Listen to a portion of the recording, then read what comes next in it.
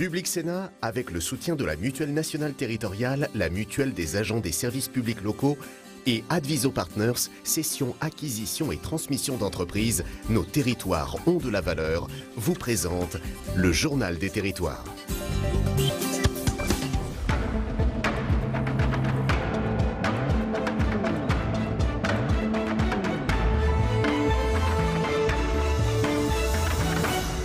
Bonjour à tous et bienvenue en ce lundi dans notre émission avec la presse quotidienne régionale, les télés locales de France et le réseau Via Télévision, les Indés Radios, 130 radios qui sont nos partenaires sur tout le territoire français et avec TV5 Monde. 3 parties dans cette émission. Dans un instant, le JT que je vais vous présenter, le JT des territoires. Puis après la météo, c'est Territoire d'Info. Et l'invité politique aujourd'hui, c'est Pierre Persson, le député La République En Marche de Paris, qui sera notre invité politique. Et puis enfin, la troisième partie de notre émission avec Territoire Sénat, l'actualité politique et parlementaire. Tout de suite, c'est le JT des territoires et je vous y retrouve.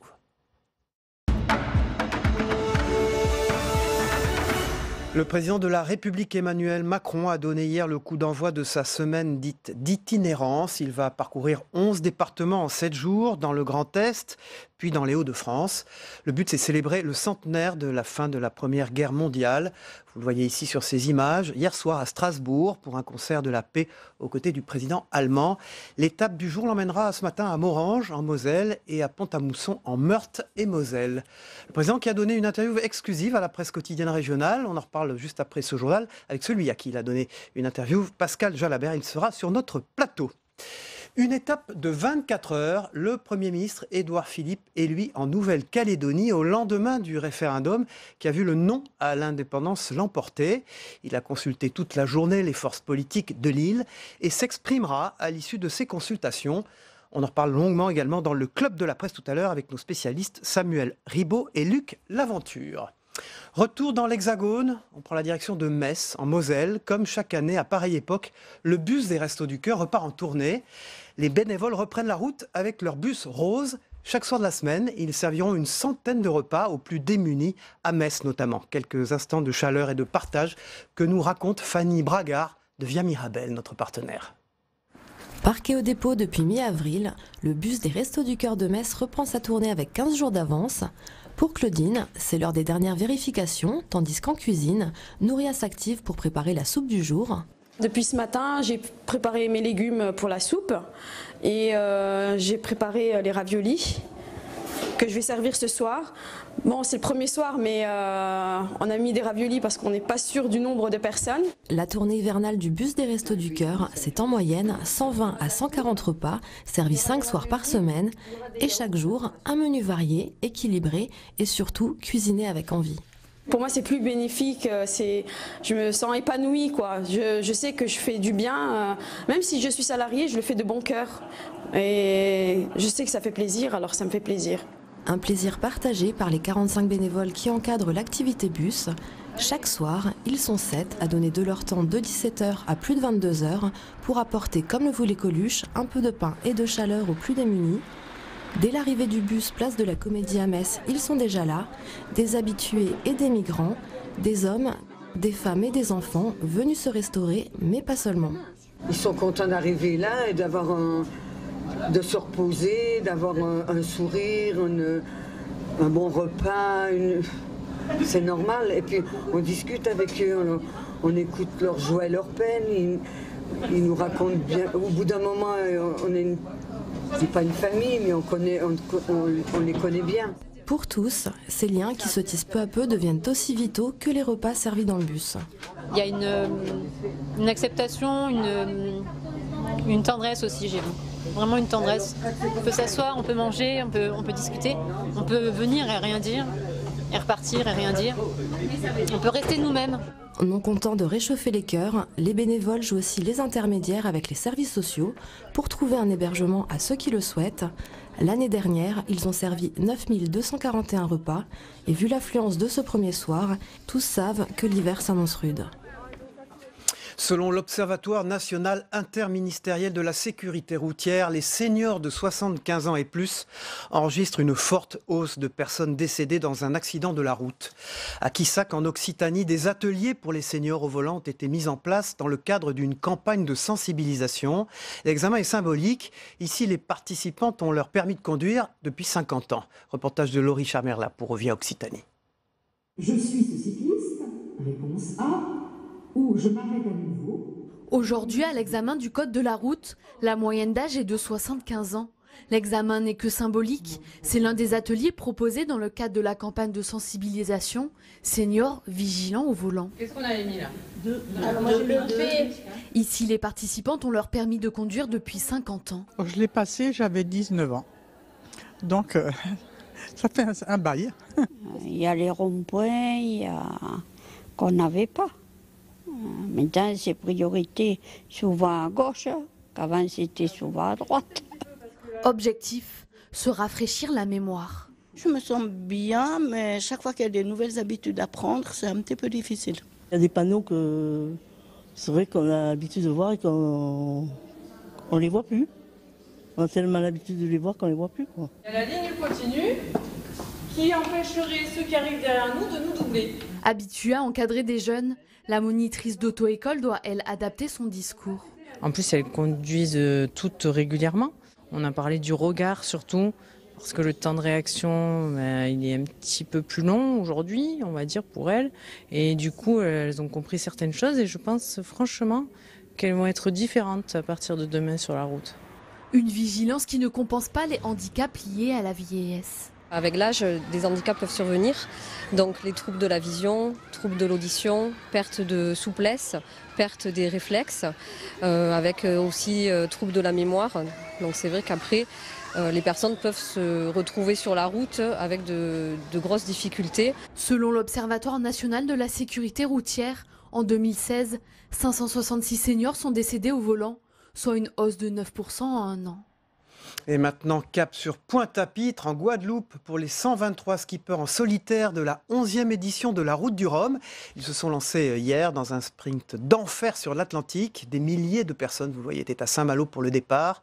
Attention tout de même, tempête en vue sur le parcours annoncé dans les prochaines heures. Et bien sûr, on reviendra là-dessus dans le Journal des Territoires tout au long de ce parcours et de ce sprint d'enfer à travers l'Atlantique. Voilà, dans un instant, c'est le Club de la Presse. On va évidemment revenir sur la Nouvelle-Calédonie, mais également sur l'interview exclusive qu'a donnée Emmanuel Macron à Pascal Jalabert, qui est sur ce plateau. Tout de suite, c'est la revue des unes de la presse quotidienne régionale dans un instant. Et on commence avec la grande interview d'Emmanuel Macron à l'Est républicain, à Pascal Jalabert, qui est sur ce plateau avec nous. Saveria, bonsoir. Il assume tout. Le chef de l'État assume notamment la hausse des prix du carburant. J'assume parfaitement que la fiscalité du haut diesel soit au niveau de celle de l'essence.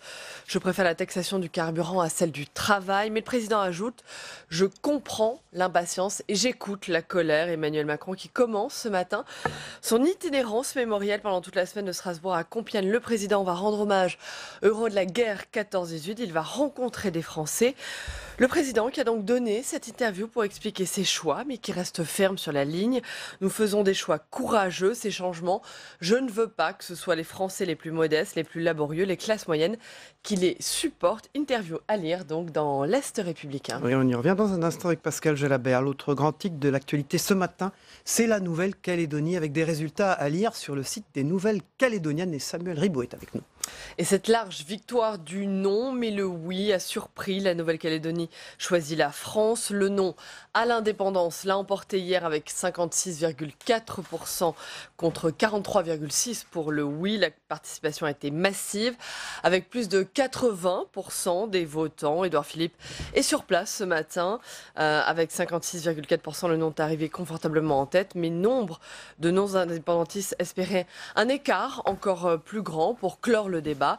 Tous les résultats à retrouver donc sur le site des Nouvelles-Calédoniennes. Et puis, tout à l'heure, dans un instant, nous allons retrouver Jérôme Rabier qui est en direct de Nouméa, au Haut-Commissariat où se trouve Édouard Philippe. Tout de suite, c'est le Club de la Presse.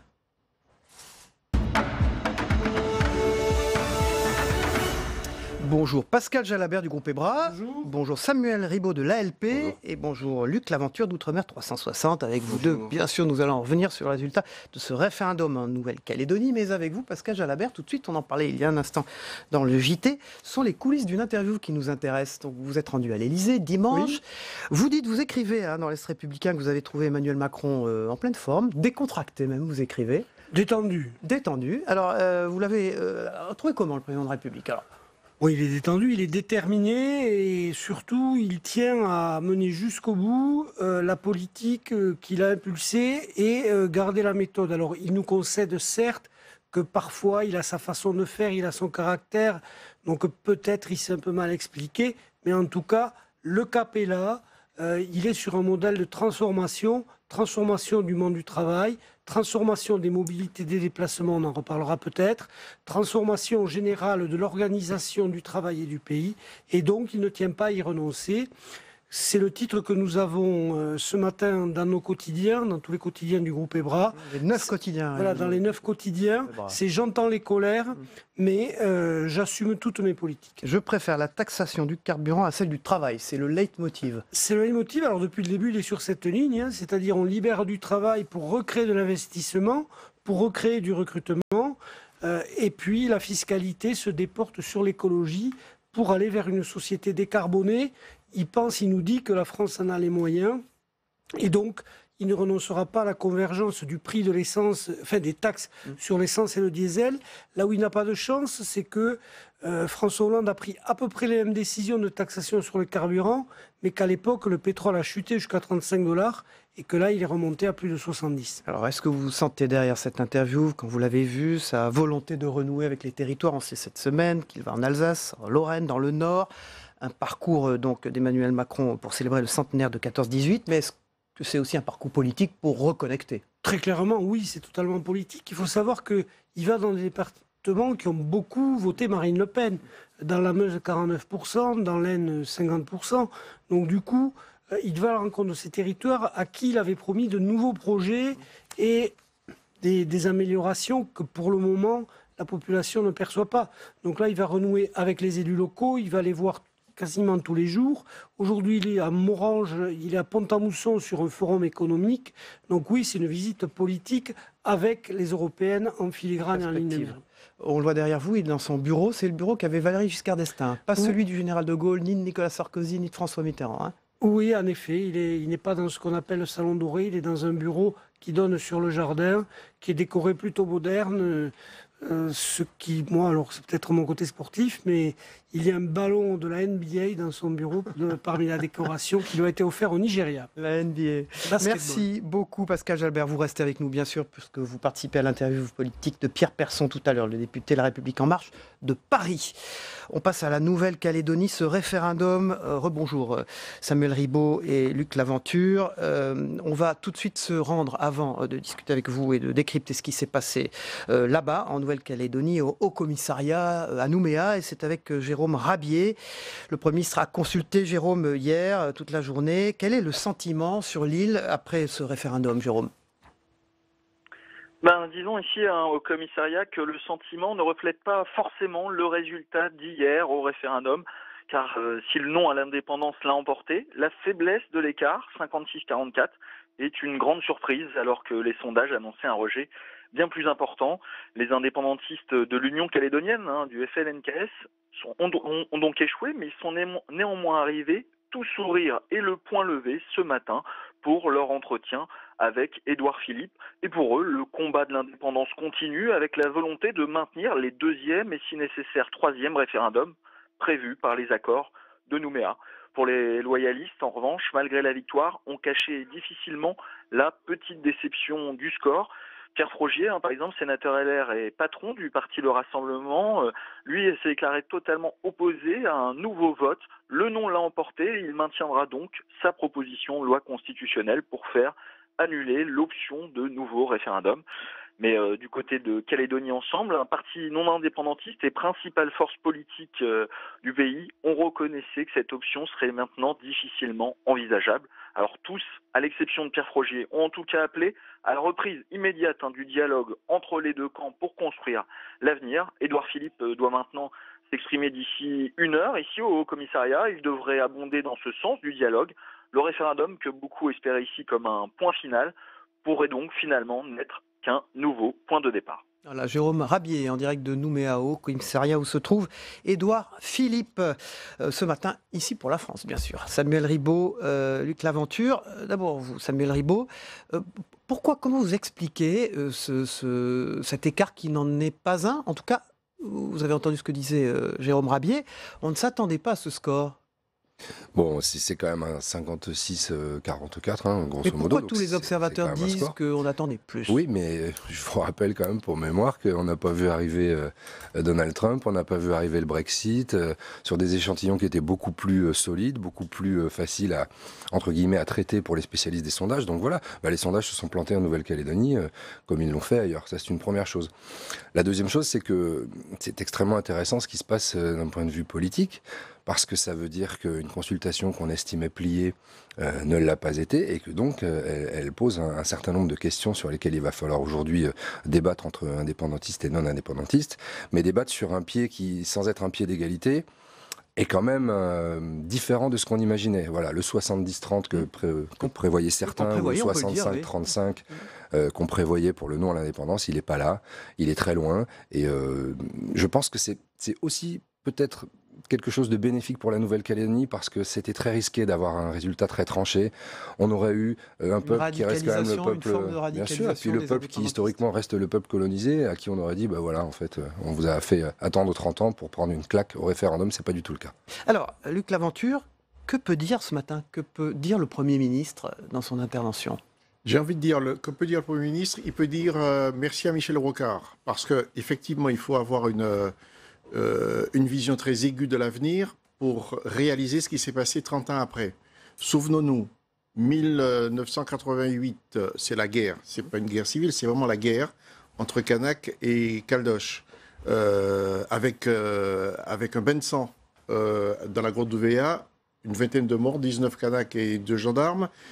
Et Michel Rocard ne traite pas l'urgence, il s'installe dans le temps. Il dit la chose suivante: le temps calédonien n'est pas le temps de l'Hexagone, le temps européen n'est pas le temps des Kanaks, et il s'installe dans le temps. Ça a été respecté, ça. Et 30 ans. Ça a été respecté. Ça a été plus que respecté, puisqu'il avait prévu 20 ans, et cela a été traité pendant 30 ans, avec des échéances régulières, une concertation permanente. Édouard Philippe, qu'est-ce qu'il a fait? Il a mouillé la chemise, et nous l'avons dit ici à plusieurs reprises, il a mouillé la chemise, il a respecté scrupuleusement les échéances, il a respecté scrupuleusement toutes les étapes à mettre en place, notamment avec l'accession au pouvoir de ces fameux 400 cadres. Il a réalisé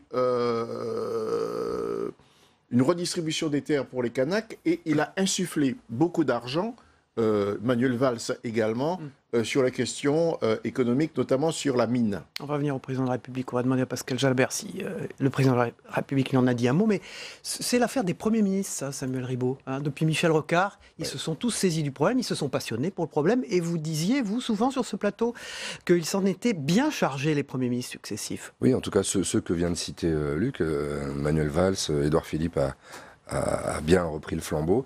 C'est un dossier traité en direct par Matignon, qui échappe à peu près complètement au ministère des Outre-mer, qui est quand même surveillé de très près par la cellule aussi Outre-mer de l'Élysée, parce que c'est une question éminemment inflammable. Voilà, mais effectivement, ce qui est dit est intéressant, parce que prévoit l'accord de Nouméa? Il prévoit un référendum qu'on aurait pu organiser il y a 4 ans. On est allé jusqu'au terme, 2018. Il en prévoit 2 autres. Cet accord a été signé notamment par Pierre Frogier, qu'on évoquait tout à l'heure, qui est sénateur donc, de cette maison, et qui aujourd'hui veut se défaire de sa signature. Je pense que ça va être très compliqué pour lui d'aller jusque-là. Mais il y a 2 consultations qui sont prévues. Il faut que le Congrès de Nouvelle-Calédonie se réunisse et le vote. Aujourd'hui, elle me semble a priori inéluctable. Voilà, au moins une nouvelle consultation, parce que quand vous avez un écart de 17 000 voix comme ça sur un corps électoral de 170 000 votants, il faut retourner aux urnes. Le président de la République, il vous en a dit un mot, Pascal Jalabert? Très brièvement, parce que ce n'était pas notre sujet. Il a souligné, et je crois qu'en effet c'est un point important, la participation qui a été très forte. Massive. Massive, 80%, c'est quasiment tout le monde, puisqu'on sait qu'il y a entre 15 et 17% d'incompressibles.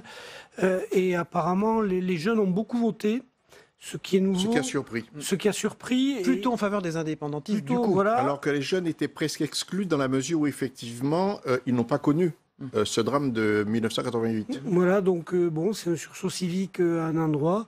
Peut-être que ça peut inspirer l'ensemble des Français pour les élections européennes de 2019. On va écouter le président de la République ensemble. On revient ensuite sur ce plateau après.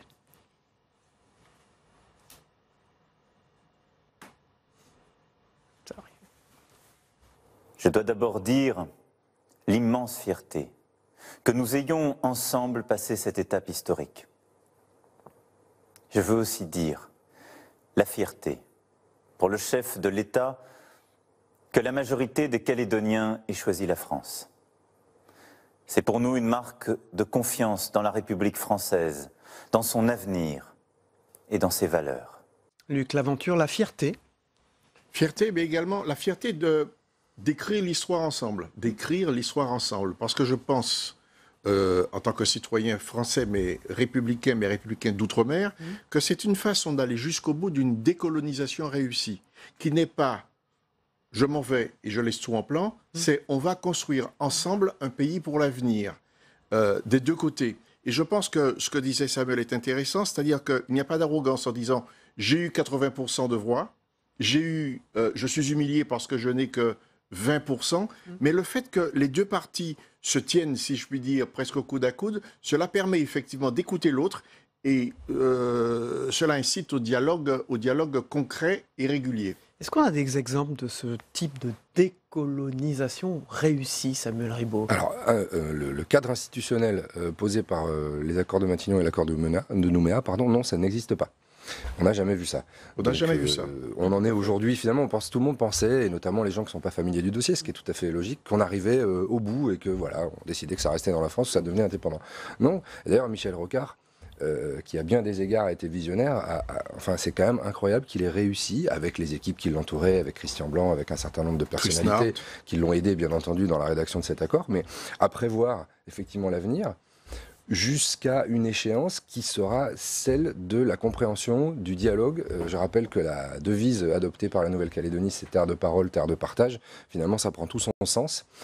Aujourd'hui, les deux forces politiques sont obligées de discuter, mais je dirais que le référendum, là où il devait constituer probablement une date coup près, en fait, il ne fait que renforcer cette volonté de dialogue. C'est pour ça que je pense aujourd'hui que les partis indépendantistes et non indépendantistes qui étaient dans la surenchère jusqu'à présent, avec en ligne de mire des élections locales qui se profilent au mois de mai, mais ça, on n'a probablement pas le temps de rentrer dans ce détail-là, vont devoir changer leur fusil d'épaule. Parce que maintenant, on parle quasiment d'égal à égal. Et c'est très nouveau, c'est une nouvelle donne en Nouvelle-Calédonie. Et je pense que ça peut être une bonne chose pour les populations indépendantistes qui s'estimaient à côté du développement, et parfois à raison, et qui auraient pu s'estimer en plus avoir été lésés par le vote. Ça n'est pas le cas. Luc Laventure. Je dirais également que ça va servir certainement à ce qui va se passer dans l'Hexagone au niveau de la décentralisation. Ça va être très intéressant à voir comment on peut l'appliquer dans les autres départements, dans les autres collectivités d'outre-mer. La Nouvelle-Calédonie, un laboratoire. C'est un laboratoire. Et c'est un laboratoire permanent depuis 30 ans. Il y a des constitutionnalistes qui regardent d'un œil acéré ce qui se passe pour pouvoir essayer de l'appliquer. Le seul endroit où ça a été un petit peu bien fait, c'est en Polynésie, où effectivement ils ont une large déconcentration. Et je pense que cette déconcentration dont on parle souvent dans cette maison, notamment au Sénat, permettra effectivement de se servir de l'exemple de la Nouvelle-Calédonie pour pouvoir l'appliquer ailleurs, jusque y compris dans l'Hexagone. Donc un impact, Samuel Ribaud, sur d'autres territoires français, d'Amérique, de l'océan Indien, oui, on peut aussi penser à la Corse. Les Corses ont un œil très attentif. Alors, les situations et l'histoire est différente d'un territoire à l'autre, mais je peux vous assurer, pour collaborer avec eux, que ça les intéresse fortement, ce qui se passe, parce que ça envoie des signaux. Ça montre que les relations entre la métropole et certains autres territoires, les Corses se considèrent comme un territoire à part, je pense que c'est un secret pour personne, peuvent être l'objet effectivement de tentatives, d'expérimentation. Je voudrais rajouter rajouter une chose. On prévoyait aussi des tensions pour ce référendum. Oui, j'allais vous en parler. Il y a eu quelques petits échauffourées. Alors, je vais vous dire, les échauffourées dont on parle, c'est le blocage d'une route qui est bloquée tous les 2 jours en Nouvelle-Calédonie. Ce sont quelques jeunes. Un incendie aussi. Voilà. Oui, absolument. Voilà, je veux dire, François Bayrou, qui était l'invité hier d'une chaîne publique, disait qu'il y avait eu des voitures brûlées le soir d'Halloween et qu'on n'en parlait pas plus. Alors, au-delà de la formule, je peux vous assurer que ce qui s'est passé est absolument infinitésimal au regard de ce que le pays a connu et de ce qu'on aurait pu... et ça, je pense qu'il faut le souligner aussi, parce que ça, au-delà des électeurs, au-delà des responsables politiques, ça souligne aussi la maturité de la société calédonienne. Contrairement à ce qu'on pourrait dire, voilà, c'est un référendum crucial sur une question qui n'est pas banale, qui est celle de l'indépendance, dans un contexte de décolonisation, et vous n'avez pas de heurts. Il faut rappeler, pour être tout à fait complet, que le chef du gouvernement, c'est sa 2e visite en Nouvelle-Calédonie, va se rendre dans le Nord pour rencontrer, bien sûr, les indépendantistes, notamment Paul Néaoutine, le président de la province Nord, c'est ça? Tout à fait. Aujourd'hui. Et c'est intéressant parce qu'il a pris des risques, Édouard Philippe. Il aurait pu attendre 1 semaine, 2 semaines, etc. Il est parti. Il est passé par le Vietnam pour renforcer ce que disait le président de la République, c'est que la Nouvelle-Calédonie a un rôle à jouer dans l'axe indo-pacifique. Géostratégique. Absolument. Et il inscrit la Nouvelle-Calédonie dans la nouvelle histoire de la France dans le monde. Merci Luc Laventure, merci Samuel Ribaud, merci Pascal Jalabert. On vous retrouve tous au cours de cette émission. Pascal Jalabert, dans un instant, avec l'interview politique de Pierre Persson, le député La République En Marche de Paris. Samuel Ribaud et Luc Laventure dans le débrief de l'actualité, où nous reviendrons bien sûr sur ce référendum en Nouvelle-Calédonie. Tout de suite, c'est la météo des territoires, le temps qu'il fait en France. Une particularité sur le canal 13 de la TNT, c'est aussi la météo des territoires français d'Amérique, de l'océan Indien, du Pacifique, des Caraïbes. On va d'ailleurs voir le temps qu'il fait à Nouméa. A tout de suite avec l'invité politique. La météo vous est présentée par l'Assemblée des départements de France.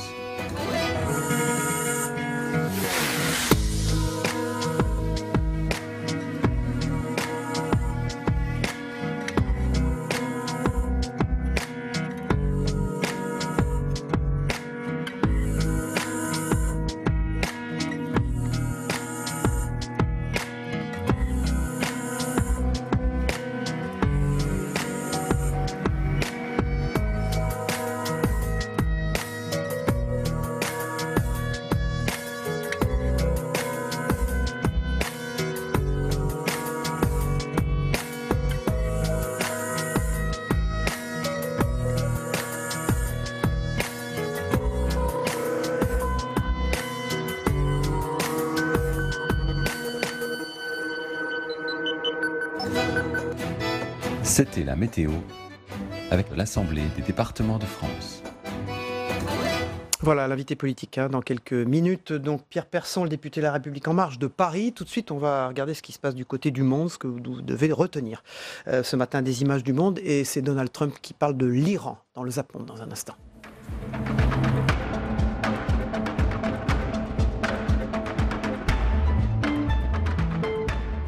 Public Sénat, avec le soutien de la Mutuelle nationale territoriale, la Mutuelle des agents des services publics locaux et Adviso Partners, cession, acquisition et transmission d'entreprises, nos territoires ont de la valeur, vous ont présenté le Journal des territoires.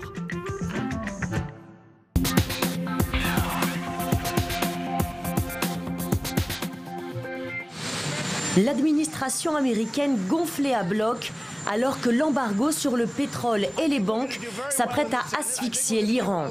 Donald Trump montre sa détermination face à l'Iran à moins de 2 jours des élections de mi-mandat. Ce sont les sanctions les plus dures jamais imposées à l'Iran. Quand j'ai pris mes fonctions, on avait l'impression que l'Iran était sur le point de contrôler le Moyen-Orient. Cela semblait être une question de quelques années seulement. Et aujourd'hui, plus personne ne parle de cela. C'est une vague rose qui déferle sur le Parti démocrate. 321 candidates engagées dans ces élections de mi-mandat, des candidates parfois issues de minorités comme Stacey Abrams. Cette auteure de romans à succès pourrait bien créer la surprise en Géorgie. À 44 ans, elle rêve de devenir la première femme noire à diriger un État américain. Je veux éradiquer la pauvreté en Géorgie. Et si nous y parvenons en Géorgie, alors nous pourrons le faire dans l'ensemble du pays. C'est mon rêve. La participation a été massive ce dimanche, plus de 80%. Et si le résultat, le rejet de l'indépendance était attendu, le non ne l'a emporté qu'avec 56,4% des voix, bien moins que ce que prédisaient les derniers sondages. Cette consultation était prévue par l'accord de Nouméa, signé en 1998 avec Paris. Un accord politique destiné à favoriser la réconciliation entre les communautés kanak et caldoche qui s'étaient violemment opposées dans les années 80.